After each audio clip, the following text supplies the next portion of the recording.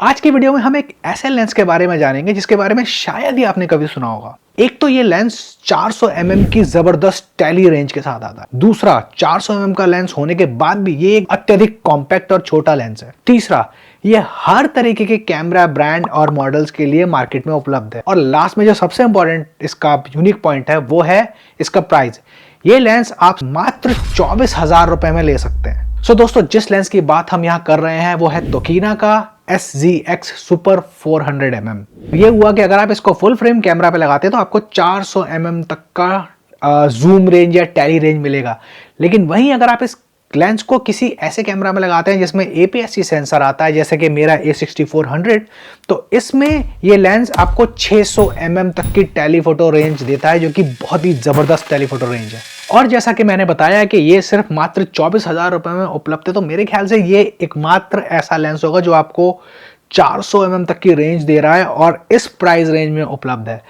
Anyways, अगर आप इस लेंस में इंटरेस्टेड है तो इसके सारे आपको परचेज लिंक मेरी वीडियो के डिस्क्रिप्शन में मिल जाएंगे। आप वहां से जाके इस लेंस को चेक कर सकते हैं। हम आगे इस वीडियो में इस लेंस की विशेषताएं, इस लेंस की खामियां और साथ ही साथ इस लेंस के द्वारा ली गई कुछ सैंपल फोटोज और वीडियो भी देखेंगे, ताकि आपको ये पता लग पाए कि ये लेंस किस प्रकार की क्वालिटी क्रिएट कर सकता है। और यकीन मानिए दोस्तों, इस लेंस का रिजल्ट देख के आपको बहुत मजा आने वाला है, तो इस वीडियो को एंड तक जरूर देखिएगा। और हाँ दोस्तों, प्लीज वीडियो में आगे बढ़ने से पहले यार इस वीडियो को लाइक भी कर दो अगर आपको ये वीडियो अच्छी लग रही है, और मेरे चैनल को सब्सक्राइब भी कर लो। तो सबसे पहले स्टार्ट करते हैं इस लेंस के डिजाइन और बिल्ड क्वालिटी के साथ। तो सबसे पहली चीज तो दोस्तों, ये एक मैनुअल फोकस लेंस है और इसमें ऑटो फोकस का कोई ऑप्शन नहीं है।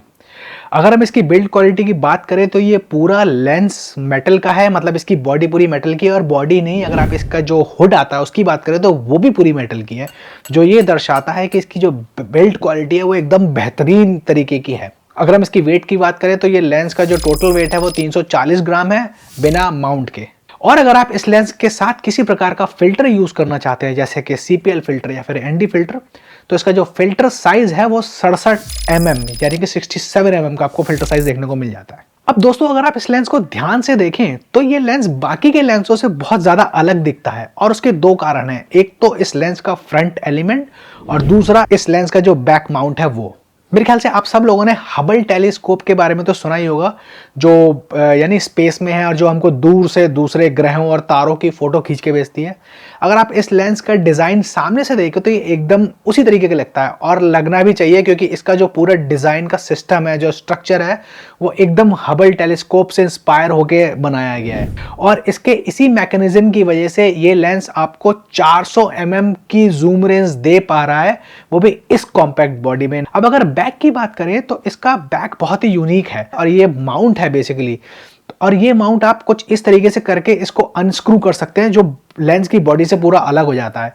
इसका फायदा ये है कि कल को अगर आप अपना कैमरा चेंज करते हैं, फॉर एग्जांपल अगर आप सोनी यूजर हैं और कल को आप पैनासोनिक पे आते हैं या फिर आप नाइकॉन पे जाते हैं, तो आपको ये लेंस बेचने की जरूरत नहीं है। आपको सिर्फ इसका माउंट रिप्लेस करना है, सोनी का माउंट हटा के नाइकॉन का माउंट लगाना है, और आपका लेंस एकदम यूजेबल रहेगा नए कैमरे के साथ भी, जो कि मेरे हिसाब से एक बहुत ही क्रिएटिव डिजाइन थिंकिंग है तोकीना के इंजीनियर द्वारा। तो दोस्तों, इससे पहले कि मैं आपको इस लेंस द्वारा लिए गए सैंपल फोटो और वीडियो दिखाऊं, हम जल्दी से इस लेंस के जो कुछ स्ट्रॉन्ग पॉइंट्स हैं उनको डिस्कस कर लेते हैं। और उसमें जो सबसे पहला पॉइंट है वो है इसका कॉम्पैक्ट और लाइट वेट साइज। अगर आप इस लेंस को किसी और 400 mm के लेंस जो मार्केट में अवेलेबल उनसे कंपेयर करेंगे तो आपको पता चल जाएगा कि इसका जो ये डिजाइन और कॉम्पैक्ट साइज है, ये कितना बड़ा एडवांटेज है। हालांकि हम जिन लेंसेज के साथ इनसे कंपेयर कर रहे हैं वो ऑप्टिकली इस लेंस से बेहतर होंगे, थोड़ी सी बेहतर इमेज क्वालिटी निकालेंगे, और साथ ही साथ उन लेंस में आपको ऑटो फोकस भी मिल जाएगा। बट अगर आप एक बिगनर हैं जिनके पास नॉर्मली इतना बजट नहीं होता कि वो 400 mm वाले लेंस को अफोर्ड कर पाएं, या फिर आप किसी ऐसे प्रोजेक्ट पे काम कर रहे हैं जो आपका पर्सनल प्रोजेक्ट है, लेकिन आप उस 5 किलो के लेंस और कैमरा सेटअप को पूरे दिन लेके सड़कों पे घूमने का आपके अंदर स्टैमिना नहीं है, तो उस सिनेरियो में ये लेंस आपको बहुत बचा सकता है, आपके बहुत काम आ सकता है। इस लेंस का जो अगला स्ट्रॉन्ग पॉइंट है वो ऑब्वियसली इसका जूम रेंज है। इतने कॉम्पैक्ट साइज लेंस होने के बाद भी ये आपको 400 mm की जूम रेंज देता है, और मैं अपने कैमरा सोनी A6400 पे यूज कर रहा हूं, तो मेरे को तो ये लगभग 600 mm की जूम रेंज देता है, जो कि बहुत जबरदस्त जूम रेंज है। और इस जूम रेंज की वजह से आपको सिर्फ एक दूर तक देखने की क्षमता ही नहीं मिलती, बल्कि आपको अपने आसपास की चीजों को एक डिफरेंट पर्सपेक्टिव से शूट करने का मौका मिलता है, जो बाकी की फोटोज से बहुत अलग लुक देता है। साथ ही साथ इस लेंस के अंदर अगर मैक्रो कैपेबिलिटी की बात करें तो वो भी बहुत ज़बरदस्त है। हालांकि ये 400 mm का लेंस है, लेकिन इसकी जो क्लोज फोकसिंग डिस्टेंस है वो 1.5 मीटर है, मतलब लगभग 1 मीटर के आसपास ये क्लोज सब्जेक्ट को फोकस कर सकता है। और उस रेंज से जब ये 400 mm का रेंज की सब्जेक्ट को फोकस करता है तो आपको जबरदस्त एक्सट्रीम क्लोजअप देखने को मिलता है। तो ये लेंस अगर आप एक्सट्रीम क्लोजअप लेना चाहते हैं तो ये लेंस बहुत बढ़िया रिजल्ट निकालता है। अगला और लास्ट स्ट्रॉन्ग पॉइंट जो है इस लेंस का वो है इसका बोके, इसका बैकग्राउंड सेपरेशन और बोके।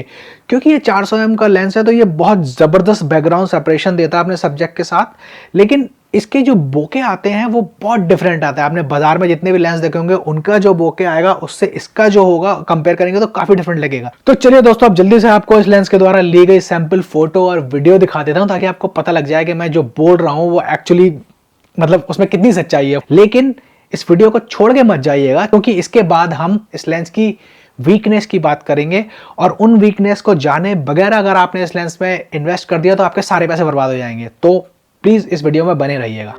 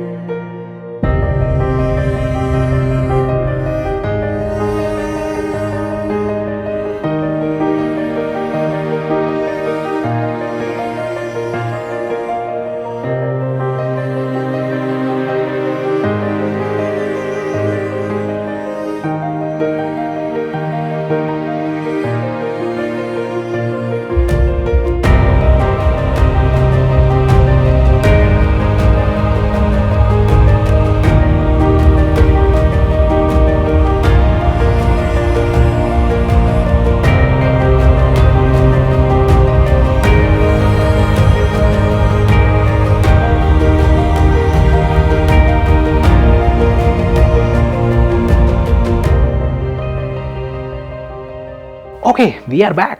तो जैसा कि मैंने कहा था कि आपने देखा ही है कि इसका लुक बहुत ही डिफरेंट आता है, बहुत ही डिफरेंट पर्सपेक्टिव आता है। अब चलिए बात करते हैं इस लेंस के वीकनेस की, और उसमें जो सबसे बड़ी वीकनेस मेरे हिसाब से इस लेंस में है वो है इसका फिक्स्ड अपर्चर। इस लेंस में आपको फिक्स्ड f8 का अपर्चर मिलता है। अब फिक्स्ड अपर्चर से मेरा मतलब ये है कि ना ही आप इसका अपर्चर f8 से ऊपर ले जा सकते हैं और ना ही आप इसका अपर्चर f8 से नीचे ला सकते हैं, क्योंकि f8 का जो अपर्चर होता है वो बाय डिफॉल्ट ऐसा अपर्चर होता है जिसमें एक्सपोजर काफी कम रहता है, थोड़ा डार्कनेस रहती है। तो अगर आप इस लेंस को किसी ऐसी जगह यूज करते हैं जहां पे लाइट कम है, अंधेरा है थोड़ा सा, या फिर आप शाम के वक्त इस लेंस को यूज करने का प्लान करते हैं, तो फिर आपको बहुत दिक्कत आने वाली है, क्योंकि उस टाइम आपको प्रॉपर एक्सपोजर नहीं मिलेगा। अगर आप कोई फुल फ्रेम कैमरा यूज करते हैं, और आजकल के सारे फुल फ्रेम कैमरा का जो लो लाइट परफॉर्मेंस है वो बहुत जबरदस्त है, जैसे कि A7 IV करें या फिर आप आपके कैनन के R5 R6 हो गए, नाइकॉन के कैमरे हो गए, तो फुल फ्रेम कैमरा के साथ मेरे हिसाब से कोई दिक्कत नहीं है। आप डार्क एनवायरनमेंट में भी इस लेंस को यूज कर सकते हैं। लेकिन अगर आप APS-C कैमरा यूज कर रहे हैं जैसे कि मैं यूज कर रहा हूं, तो फिर आपको दिक्कत आएगी लो लाइट में। दूसरी प्रॉब्लम यह है कि, और ये प्रॉब्लम स्पेशली वीडियोग्राफर्स के लिए है, तो अगर आप दिन में वीडियो शूट कर रहे हैं और आप दिन के ऐसे टाइम में यहाँ पे बहुत लाइट है, नॉर्मली कई बार हमारे पास अपर्चर का ऑप्शन रहता है कि जब हमको लगता है कि लाइट ज्यादा है तो हम अपनी अपर्चर को बढ़ा देते हैं तो लाइट बैलेंस हो जाती है, लेकिन इसमें अपर्चर फिक्स्ड है इस लेंस के अंदर। तो आपके पास इकलौता ऑप्शन बचता है, वो है ND फिल्टर। अब मेरे हिसाब से ये कोई प्रॉब्लम नहीं है, क्योंकि जितने भी एक्सपीरियंस सिनेमेटोग्राफर हैं, वीडियोग्राफर हैं, वो बाय डिफॉल्ट अपने जब भी बाहर शूट करते हैं तो वो अपने लेंस के साथ ND फिल्टर यूज करना पसंद करते हैं। तो अगर आप एक ND फिल्टर यूज करते हैं तो फिर आपको कोई दिक्कत आने वाली नहीं है इस अपर्चर की वजह से। अगला चैलेंज जो इस लेंस के साथ आता है वो है स्टेबलाइजेशन का। दोस्तों, जो 400 mm की जो टेली रेंज है ना, ये बहुत ही सेंसिटिव रेंज है।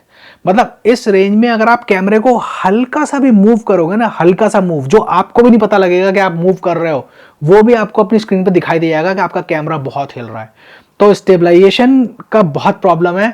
तो अगर तो आपके कैमरे में IBIS है, जैसे कि आजकल मोस्टली कैमरों में इंटरनल स्टेबलाइजेशन आता है, तो फिर तो कुछ हद तक आप सेफ हो। अगर आपके कैमरे में IBIS नहीं है तो दोस्तों बिना ट्राइपॉड के काम नहीं चल सकता, फिर चाहे आप फोटो ले रहे हो या आप वीडियो ले रहे हो। जैसे कि मेरे पास A6400 है, तो मैंने जितनी भी फोटोज ली हैं, जितनी भी वीडियोस ली हैं, वो बिना ट्राइपॉड के मैं ले ही नहीं पाया, और जो कि फिर इसका पर्पस डिफीट कर देता है। ये लेंस कॉम्पैक्ट बनाया था कि आप आराम से लाइट वेट कॉम्पैक्ट सेटअप लेके और अपना काम कर सके, लेकिन फिर अगर आपको साथ में एक ट्राइपॉड ही कैरी करना है तो फिर वो अलग से एक्स्ट्रा वेट हो जाता है। अगेन मैं फिर से बोलूंगा, जिनके पास फुल फ्रेम कैमरा है उनको इनकी इस चीज की टेंशन लेने की जरूरत नहीं। अगला मैं आपका इस लेंस की शार्पनेस की तरफ ध्यान केंद्रित करना चाहूंगा। जितने भी जो लॉन्ग रेंज के जूम लेंस होते हैं उनमें थोड़ी शार्पनेस की प्रॉब्लम रहती है। तो यहाँ पे मैं इसको कंपेयर कर रहा हूँ सोनी का जो एक जूम लेंस आता है 55 to 210 mm, उस लेंस के साथ कंपेयर करूंगा। दोनों की सेटिंग्स को मैं सेम रखने की कोशिश करूंगा। तो यहाँ पे ये वीडियो है, ये हमारी तोकीना लेंस के साथ ली गई है। इसका अपर्चर बाय डिफॉल्ट f8 ही रहता है, और ISO की बात करें तो ISO 1000, और यहाँ पे देख सकते हैं कि 4K क्वालिटी की जो शार्पनेस है वो ठीक ठाक लग रही है, अच्छी खासी लग रही है। यह वहीं पे सोनी का अगर 55 to 210 लेंस की बात करें तो वो उससे ये वीडियो ली गई है, थोड़ी सी ब्राइट दिख रही है, बट मैंने सेटिंग सेम रखने की कोशिश करी है, मतलब ISO भी 1000 ही है इसका भी। तो यहाँ पे वीडियो की बात करें तो दोनों में कोई फर्क नहीं लग रहा है, एक्सेप्ट फॉर के वो दूसरी वाली वीडियो थोड़ी ब्राइट लग रही है। अगर फोटोज की बात करें तो फोटोज भी दोनों देखें, ये दोनों अब जो आप देख रहे हैं लेफ्ट साइड में देख रहे हैं ये तोकीना की फोटो है, और जो राइट साइड में देख रहे हैं ये आपका सोनी की फोटो है। अब दोनों की शार्पनेस एकदम सेम लग रही है। तो शार्पनेस में मेरे को कोई इतनी दिक्कत नहीं लग रही है अगर हम किसी जूम लेंस के साथ कंपेयर करें। हाँ, अगर आप किसी प्राइम लेंस के साथ कंपेयर करने बैठ जाएंगे तो प्राइम लेंस का जो ऑप्टिकल परफॉर्मेंस है वो इस लेंस से हमेशा आपको बेहतर ही मिलेगी। और एक आखिरी छोटी सी वीकनेस में और मेंशन करना चाहूंगा, वो है इसका मैनुअल फोकस। अब ये कुछ लोगों के लिए प्रॉब्लम हो सकती है, बट अगर हम आज के जितने भी मॉडर्न कैमरा उनको देखें तो उन सब में फोकस पीकिंग और वो जूम असिस्ट, फोकस असिस्ट का ऑप्शन होता है, जिसकी वजह से आप मैनुअल फोकसिंग क्विकली कर सकते हैं। लेकिन हाँ भाई, ये एक टेलीफोटो रेंज का लेंस है, और इसकी रेंज को देख के हमारा बहुत मन करेगा कि हम वाइल्ड लाइफ में यूज करें। अब वाइल्ड लाइफ में अगर आप इसको लेंस को यूज कर रहे हैं, तो अगर आपका सब्जेक्ट स्टैटिक है, एक जगह बैठा है, फिर तो कोई दिक्कत नहीं है, आप आराम से फोकस कर सकते हैं।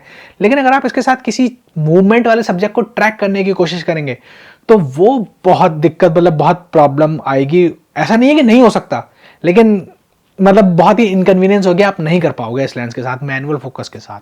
अंत में दोस्तों मैं सिर्फ ये कहना चाहूंगा कि अगर आप इस लेंस की जो प्रॉब्लम है उसके साथ काम करना सीख जाएं, उसकी लिमिटेशन को समझें और उनके सोल्यूशन ढूंढ लें, उसके साथ काम करना शुरू कर दें, तो ये बहुत ज़बरदस्त लेंस है। ये बहुत यूनिक रिजल्ट निकाल सकता है, और ये बहुत सारी फील्ड्स में आप इसको यूज़ कर सकते हैं। आप इसको प्री वेडिंग शूट के लिए यूज़ कर सकते हैं, कपल फोटोज़ के लिए, और ज़बरदस्त पर्सपेक्टिव शॉट ले सकते हैं। आप इसको वाइल्ड लाइफ के लिए यूज़ कर सकते हैं।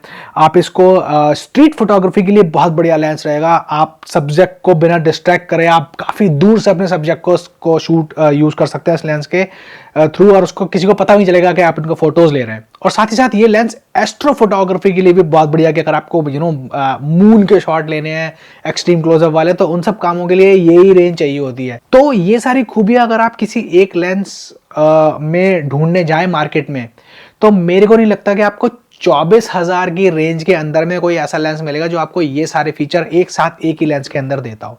अगर आप किसी ऐसे लेंस के बारे में जानते हैं तो प्लीज मेरे को कमेंट करके बताइएगा। ये जो वीडियो है ये कोई स्पॉन्सर वीडियो नहीं है। तोकीना ने मेरे को अप्रोच किया था, उन्होंने मेरे को ये लेंस दिया है, उन्होंने मेरे को बोला अच्छे से टेस्ट करो, देखो और फिर वीडियो बनाओ। मेरे को कोई पैसे नहीं मिले हैं। बाकी आपका कोई सवाल हो, आपको कोई डाउट हो तो प्लीज मेरे को कमेंट करके बताइएगा, मैं जल्दी रिप्लाई करने की कोशिश करूंगा। अंत में नव वर्ष की हार्दिक शुभकामनाएं, भगवान से ऐसी प्रार्थना करूंगा कि आप सबका नव वर्ष एकदम मंगलमय हो।